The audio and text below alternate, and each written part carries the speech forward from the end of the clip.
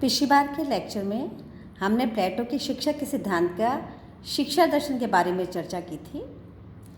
आज हम प्लेटो की शिक्षा के सिद्धांत में शिक्षा की क्या योजनाएं, क्या पाठ्यक्रम है, किस आयु में कौन सी शिक्षा दी जाएगी, उसके संदर्भ में चर्चा करेंगे। मैं एक बार मेन बिंदु फिर जो शिक्षा योजना से संबंधित है वो स्पष्ट करना आवश्यक समझूंगी। प्लेटो द्वारा शिक्षा योजना का संबंध संरक्षक वर्ग को शिक्षा की एक विशेष पद्धति एवं योजना में पारंगत करना है। संरक्षक वर्ग मीन्स शासक वर्ग एवं सैनिक वर्ग। यहाँ यह उल्लेखनीय है कि प्लेटो ने रिपब्लिक में उत्पादक वर्ग के लिए किसी भी प्रकार की शिक्षा व्यवस्था का उल्लेख नहीं किया है। दूसरा, विद्यार्थी का संपूर्ण संगीत एवं व्यायाम दोनों के संतुलन से ही संभव है। संपूर्ण विद्यार्थी का संपूर्ण विकास संगीत एवं व्यायाम दोनों के ही संतुलन से संभव है। इसका विशेष प्रबंध प्लेटो ने अपनी शिक्षा योजना में किया है। प्रत्येक शैक्षणिक सत्र में विद्यार्थी की आयु के अनुरूप विषय की गहनता एवं चुनाव को विशेष महत्व दिया गया है। शिक्षा योजना में अनिवार्य शिक्षा एवं उच्च शिक्षा का विभाजन किया गया है। एलिमेंट्री एजुकेशन जो कंपलसरी होगी और फिर हायर एजुकेशन। स्त्री को शिक्षा योजना में समान महत्व दिया गया है, अर्थात संगीत, व्यायाम एवं युद्ध कौशल के लिए उसे भी सक्षम एवं बालकों के समान ही पात्र माना गया है। ये प्लेटो का सबसे बड़ा योगदान माना जाता है प्लेटो की शिक्षा योजना का।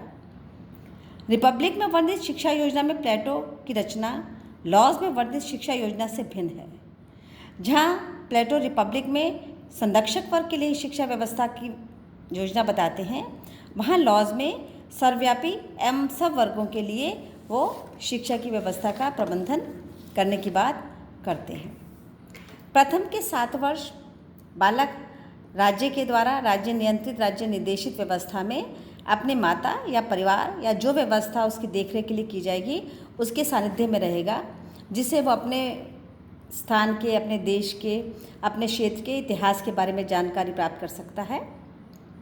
उसमें साहस के गुणों का विकास करने के लिए इस तरीके के कथाएं उसको सुनाई जानी आवश्यक है, जिससे उसमें सरचरित्र बनने के सद्गुण विकसित हो सके।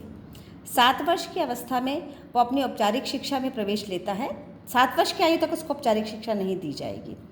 7 वर्ष से लेकर 10 वर्ष तक 17 वर्ष की आयु में उसको ये शिक्षाएं दी जाएंगी, जिसमें नृत्य, शिकार, खेतों में काम करना, मैदानों में प्रशिक्षण और मूल रूप से जिम्नास्टिक में विभिन्न तरह के व्यायाम कराए जाने आवश्यक बताए गए हैं।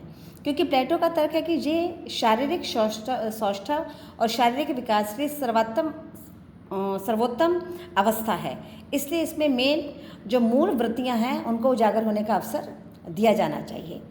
18 वर्ष की आयु में चूँकि उसका शारीरिक विकास हो चुका होता है, लेकिन उसकी प्रवृत्तियों के कारण उसको 2 वर्ष के लिए समस्त विद्यार्थियों को 20 वर्ष तक, अर्थात 17 साल उसने शिक्षा प्राप्त की, 18 साल से लेकर अगले 2 साल तक समस्त विद्यार्थियों को अनिवार्य रूप से सैनिक प्रशिक्षण की व्यवस्था की जानी चाहिए। क्यों?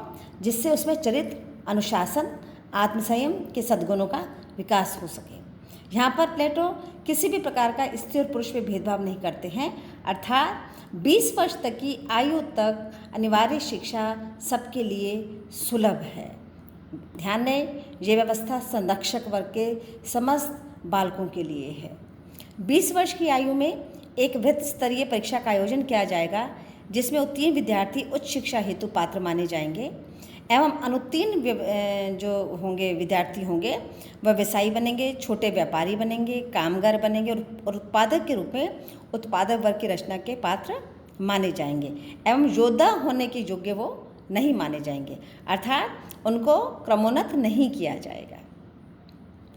20 वर्ष से लेकर जो विद्यार्थी पास हो गए हैं, पात्र हो गए हैं, उनको 10 वर्ष के लिए और उच्च शिक्षा के योग्य माना जाएगा। यहाँ से उच्च शिक्षा का चरण प्रारंभ होता है और 10 वर्ष की इस शिक्षा में उच्च शिक्षा के विषय के रूप में उसको मूल रूप से क्या पढ़ाया जाएगा? गणित, ज्यामिति, नक्षत्र विज्ञान एवं तर्क विज्ञान विषय के रूप में पढ़ाए जाएंगे।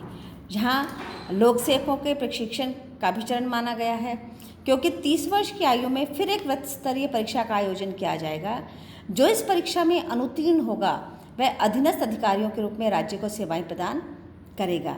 और उत्तीर्ण विद्यार्थियों को आगामी 5 वर्ष की विशिष्ट गणित शिक्षण के योग्य माना जाएगा।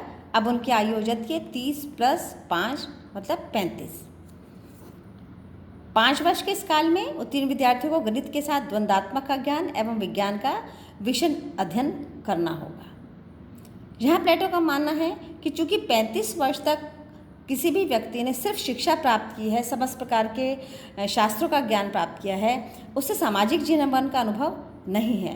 35 वर्ष की आयु के पश्चात 15 वर्ष उसको सामाजिक जीवन के अनुभव के लिए दिए जाएंगे, ताकि वो दार्शनिक शासक बनने की योग्यता प्राप्त कर सके, राज्य का संरक्षक बन सके, क्योंकि सामाजिक जीवन के अनुभव में यह संभव नहीं है।